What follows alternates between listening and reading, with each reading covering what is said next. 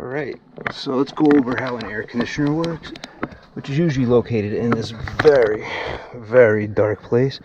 Which I have a light right here, set up and ready to go. Alright, so the air comes in the back. That silver tubing is the return. It gets drawn in from the house from the return grill, which is over here in the back, that grill right on top of the window. That draws the air in and brings it in to the unit. Inside here is an evaporator coil. This coil here gets really cold. It gets to about maybe 40 degrees, somewhere in that range. So it turns all the humidity into water. As we come back to this evaporator coil, let me move the light. Let's see if I put it behind me. It helps us see the coil a little. Well, yeah, somewhat, right? But the coil pretty much closes up. This one's almost like an M shape. It closes up most of the unit. The air has to pass. It's got no way to come through except for that. And right here is a blower motor, and they call that a squirrel cage inside. This fan is running, and as it's running, it's pushing all the air through the duct system. So the air travels down the duct system. Those tubes coming off are supply runs, and they feed air to all the rooms in the house. And that is pretty much a duct system, how you get air around the whole house. So now that we know the main components up in the attic is the evaporator and the blower motor, then you got controls. You're going to have a capacitor, unless it's a variable speed motor, then you don't. You got a circuit board controlling that. So I'm going to close this up, put the door on, and then we're going to go over more. This is a very tight space, but that's the air handler with the line set. Refrigerant's coming in, being pumped in from the compressor in this direction it goes in. As it goes in, there's a metering device inside here, and this is the sensing bulb for it that regulates the temperature of this coil. So this coil here is coming in as a liquid. Our high pressure gas comes in as a liquid. The metering device inside cuts the pressure to restrict flow. As you restrict the flow and you drop the pressure, you are actually making your refrigerant colder, because temperatures coincide with each other. So as pressures go up, so do temperatures. As pressures go down, temperatures go down, so do pressures. So now as it goes through this coil, the refrigerant starts to superheat. Superheat is when you take heat and apply it to any kind of liquid, and you get it to change state into a vapor. So you want the heat from the house to go through this coil, superheat the refrigerant, boil all the liquid refrigerant coming in into a superheated vapor, so that it can travel back down this line outside to the compressor. The problem is when people run their air conditioning too cold, what causes it to freeze is that you're not raising the temperature and superheating your vapor enough. So therefore you have liquid refrigerant going back to your compressor. Now, the duct system, the air is just not going out and shooting out the tubes. The air goes in, shoots to the end cap, all the way at the end, bounces back, and then the air is pushing back, and then it comes out the tube. So they call that static pressure. Here, I'll show you. So right now, we're measuring static pressure in inches of water column. There goes the fan. All right. So the static pressure of this unit is about 4. Something is off, but 4 or 5, I'm okay with that. Oop, 6, 5. My hoses are probably doing some funky things, but that's static pressure. That's how you measure the airflow through an air conditioner, is by static pressure. I'm okay with 5. Now if my split's not high enough, I may lower this fan speed a little bit to try to make it colder. So the next thing I'm going to do is we're going to measure the air temperature going through, because an air conditioner can only cool the air 15 to 20 degrees across the evap coil. Okay, there's that one. Let's pull this out. Put this in the return so I can get my return temp. All right. Now I'm gonna go outside to the outside unit, and we will see. I will start going over that part because that outside unit is very important. Here's something that most people do not consider. This coil is subcooling besides superheating the vapor. It is subcooling. Think about it for a minute, but it's actually subcooling the humidity in the air. And subcooling is when you cool down anything to make it go from a vapor to a liquid. Most people, when they think of subcooling, they're thinking that's happening outside in the machine. Yes, in the refrigerant circuit. But this evaporator coil's main job is to subcool the moist, humid air and turn that into water, which is condensation, which then goes through the trap and out the drain. So just think of that. That's something most people don't mention when they talk about how an air conditioner works, but it's actually subcooling the humidity in here into a liquid. Well, let's go outside. Let's go over how the condensing unit works on the outside. I've got tools on it already to be testing it out and everything. But we're going to start with the most important part of our system, which is our compressor. This compressor, through this big line, is pulling the vapor refrigerant back into the compressor, squeezing and compressing it and firing out that low pressure cold vapor into a high pressure hot liquid, which is 128 degrees, almost 129 degrees. It's squeezing it out. It's coming back at, right now it's coming back here at almost 49 degrees. Now this isn't the best weather for what I'm doing because unfortunately it's 69 degrees out here. There's no load on this air conditioner, so I'm getting a bigger split than usual. Right now I got almost a 24 degree split, which is too much. 23 degree split, that's still too much. But there's no load on the machine. I have no humidity almost. So right now that's why I got a low load, but I could still go over what's happening inside this unit. So as it's firing it out as a high pressure gas through this line and into this coil, this is your condenser coil, the gas is being subcooled back into a liquid refrigerant, a high pressure liquid refrigerant, except for it's entering the coil at 130 I have now, and it will be leaving the coil at 74 degrees. So that fan is cooling it off almost 50 degrees to get it to turn back into a liquid. Usually it's not that big of a swing, but today it's cold outside. It's 69 degrees as I'm doing this. And those who saw the video when it was 100 degrees when I was here, I only had a 15 degree split. I didn't have a split this large, where it's about 23 degrees now.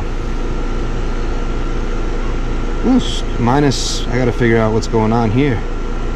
So let's just see. Hydrometer, supply return, yes. Liquid line, suction line, yes. High pressure, low pressure, yes. Okay. Back. I'm wondering why I'm going negative. But I still got 3 tons of air supposedly.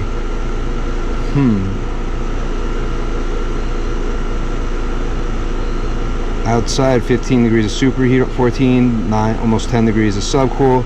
Subcool they want about 10 degrees, 9 to 10. It says 10 on a 75 degree day, so I'm guessing about 9 today is fine. This is 50 degree supply, 74 return. This is what I'm wondering is getting all out of whack. This is the second or third time I've seen this happen. where it's going negative here, supposedly. Not sure why. That throws my loads off. My latent load and my sensible load are both thrown off.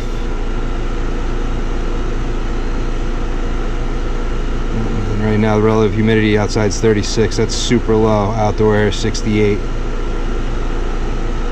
But that's how it's working. As it cools it into a liquid, it leaves the condenser as a high pressure liquid going through the liquid line, going all the way up to the evaporator coil, through the line set to the unit, to the TXV. TXV restricts its flow, makes it colder to cool the coil. As it's going through that coil, it's superheating. It's grabbing all the heat in the air. This is rejecting the heat that was grabbed inside. On the indoor coil, all that heat is rejected out here. That's what the fan's job is to pull all the heat out of the coil and reject it. Get it out of the system. All the heat's absorbed inside and it's rejected out here. Condenser's rejecting, the evaporator coil's absorbing. It's like a heat exchanger upstairs, except for in reverse. A heat exchanger gets hot and releases heat. This is a little different. This heat exchanger in here, because it's exchanging the heat, is the evaporator. It's absorbing the heat, it's exchanging it into a cooler air coming out instead of an opposite heat exchanger on a furnace, which is making the air hotter. But that is how an air conditioning system operates. I'm just surprised that here this has gone negative again. Not sure what's going on here or why it's gone negative. I wish it wasn't going negative, but I mean, my probes are in the right spot, or else my supply and return would be out of whack. But usually, see, it's dehumidifying.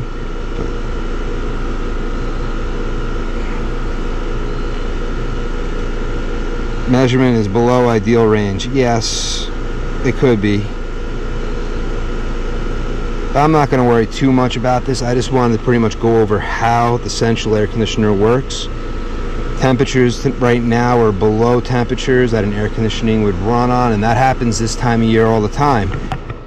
That's when the piston units end up freezing up often.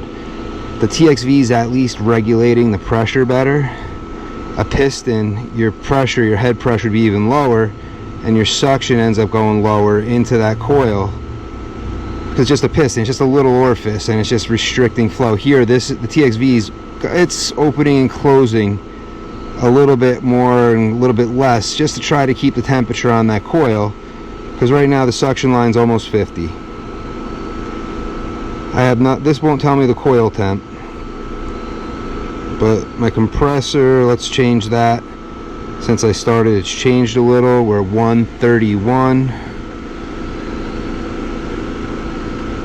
131, and our temperatures dropped to 68. Boom. I do like this app, it gives a lot of info. My ratio of my compressor is 2.16. My indoor dry temp is 73. 50 out. So nothing I can do about that. The only thing I'm wishing was why I've been seeing this. It's not minus 23 degree split. It's a 23 degree split.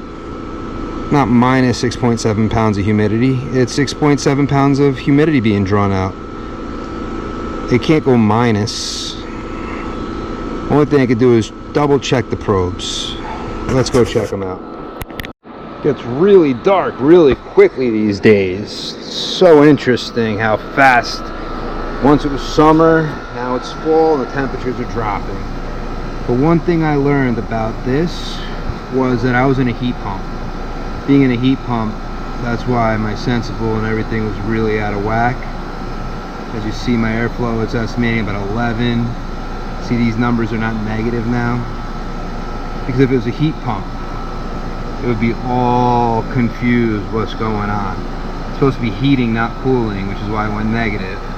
So at least I figured that out.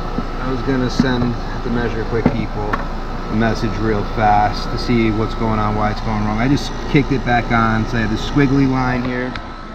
Now, be kind to all of the other people in this world that work on that unit you work on. When you cut, I put zip ties here to clean this up. When you cut them, use dikes. And don't intentionally go on a 45-degree angle to leave a little sharp spot. Go flush. Now there's nowhere that anybody's gonna cut themselves on that. If you go on an angle or an offset or something like that, now you just made a really sharp place for somebody to catch themselves on. And it's not fun. We've all chopped ourselves up on a zip tie. But that's a lot better because you don't want the wires loose on these copper tubes, on the copper pipes, because I have seen wires put holes in the pipes. Alright, we're still in the orange land.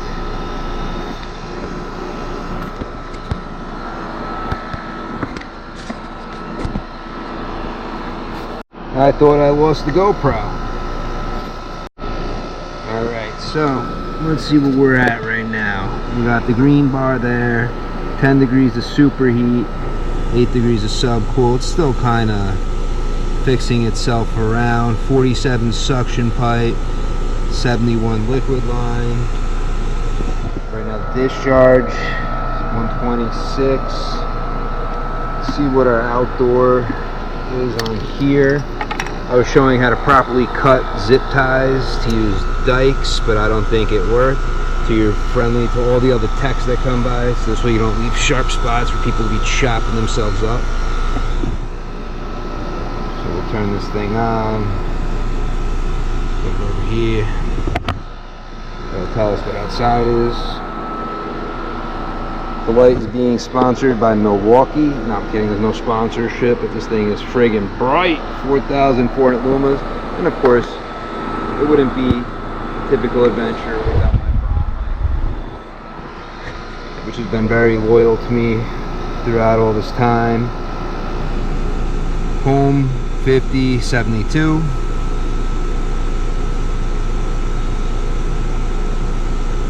But here, this part, nothing is all out of whack. My airflow is about 1,000, almost 1,100 CFM for a 3-ton. It's close. I mean, the duct system, I'm not going to say is the greatest. I wish I was able to get in that attic. I would replace it. But that attic is so small. I hated just changing that air handler. But for Mom, I did it. I put it off for, just like the water heater. I think probably I put it off for almost, she wanted me to replace it for the first time, I think in 2004. I finally changed it, I think 2013 or 2014. That's the kind of son I am, what could I say? I get to it, just not right away. It's like the water heater. I think she wanted me to replace it for that same amount of time also. And I just did it. But I mean, so far, this is looking pretty good. Superheat's about 13. Subcooling's 9. Outside temp, I don't know if I can believe that, but that's saying 61. Did it get that cold? 61. It could, because it got real dark. It's saying 70 still. Let's see, 65. Maybe that rock is 61.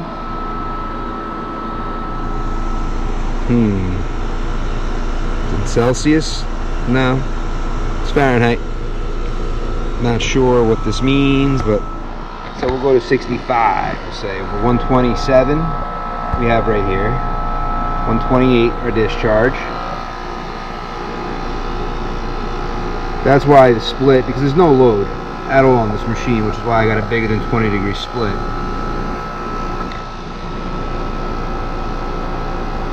And that's why you really don't want to play with pressures too much, the refrigerant. When it's this cold, you don't want to be charging. I mean, I still almost have a 50-degree split. That's a 48-degree split almost. 58. I mean 70, 128, 58. My math was off the whole time. Oh my goodness. But we don't want to run it this cold because suction line at 49. We're still not bad. I mean, these things are a little close, but I also have what, 67, I'm going to 64. My thermometer is saying different than everything else I'm seeing. My thermometer is definitely saying it's 60. Oh my goodness, 60. I think I trust my thermometer more than I trust. I'll go 62 in the middle. Bam! But look, now my pressures are right in range for what the outside's supposed to be. But because of that load, I mean, even my supply and return are still in the green spots on here, which I'm starting to get the hang of this. I'm starting to like. I know people are ripping on me because I was hard on the measure quick at first, but you know what? I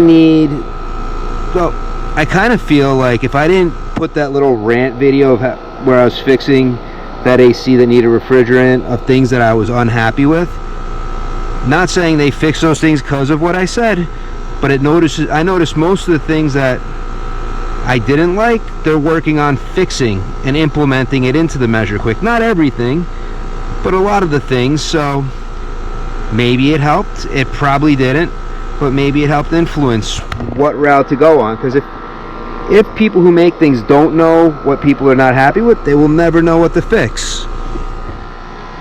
So I mean, yeah, I got almost a 23 degree split.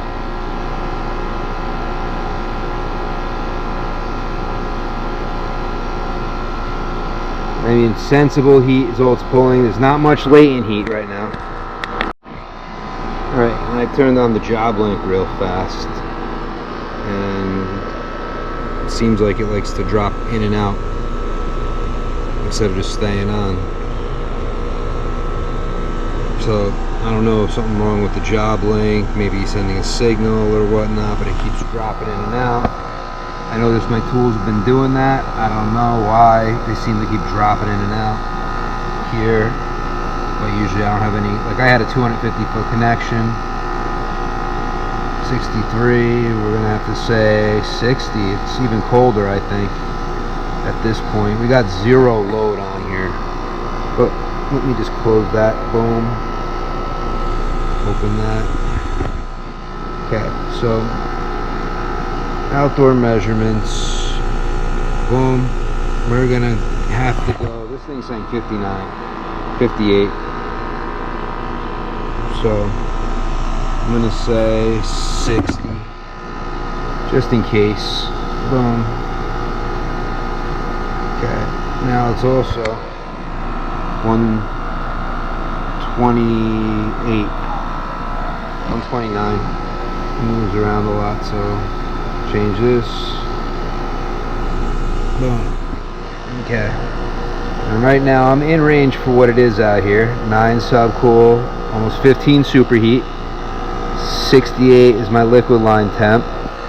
Going before the condenser is 128, so it's definitely subcooling. But because of how much it's subcooling, look at the suction pressure. I mean, even my head pressure is lower than it really should be. But you got to factor in what the outside temp is, the load on the machine, 70 degree return air, 47, almost 48 degree supply air, and that's all because of the no load. That's why piston units freeze up this time of year. So right now, okay, let's see what we're pulling out. So right now it's all sensible heat. That's what you feel. That's the heat it's pulling out of the air. Very little latent heat's being drawn out. That's the humidity. That's the changing, the subcooling going on the evaporator coil. That's all the subcooling right there of changing. It even probably says that. What did I just see? So where was that? I don't know. Somewhere there was. I don't know how I got there, but okay, right here. That's the latent heat. Is the heat removed? But I want the sensible. Actually, no. latent heat. The latent heat, oh, it's just saying it's a low load. Okay. Dropping in and out left and right.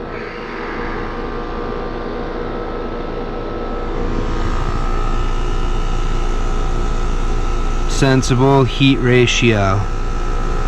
Total heat removed in standard climates falls between 0.7 and 0.75. Sensible is what we're feeling. We're looking for the latent heat explanation. Let's see if this brings it up. Latent is the heat energy removed that reduces or removes the humidity in the conditioned space. If there's no humidity to remove, or the evaporator coil is above the dew point temperature, the latent load can be as low as 0. It's pretty crazy, but that's subcooling. Is as you're removing the latent heat, the moisture, you're cooling off and condensing it back into a liquid, which is the condensation that leaves the unit. Well, this unit looks good. I'm done playing around with things. It's just getting colder and colder out here. The only thing I wish this would update, saying 67 right now. It's a lot colder than that right now. But Mom's air conditioning is running really good. And it's time for me to get out of here. Football's about to start. I mean, it's saying 65, 63. It's going to keep dropping. Well, guys, I mean, I went over. I like playing with my toys, my tools. When you're out here on a cold day, focus mostly on your subcool. You still want to have your subcool.